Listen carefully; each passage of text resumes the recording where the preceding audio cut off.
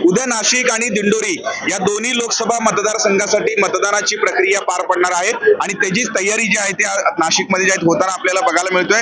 नाशिक आणि दिंडोरी मिळून जवळपास 40 लाख लोक उद्या मतदान करणार आहेत आणि त्याची तयारी जी आहे ती आपल्याला इथे बघायला मिळतोय। हे जे मतदान जे यंत्र आहे ते वाटप करण्याची प्रक्रिया आता नाशिकमध्ये चालू आहे।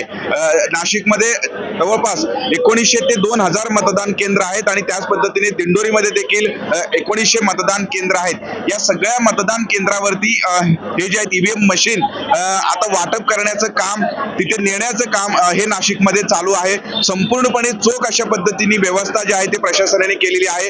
उद्या या संपूर्ण मतदान प्रक्रियेमध्ये हजारो हे सगळे कर्मचारी असतील, अधिकारी असतील, हे सगळेजण काम करणार आहेत। कुठलाही अनुचित प्रकार घडू नये त्यासाठीच पूर्ण अशा पद्धतीने खबरदारी घेण्यात आलेली आहे। नाशिकमध्ये जर आपण बघितलं तर 20 ते 21 लाख लोक मतदान करणार आहेत आणि दिंडोरी लोकसभा मतदारसंघात सुद्धा 19 ते 20 लाख लोक मतदान करणार आहेत आणि या संपूर्ण प्रक्रियेमध्ये कुठलाही अनुचित प्रकार घडू नये आणि त्यासाठी प्रशासनाने चोख अशा पद्धतीने व्यवस्था केलेली आहे।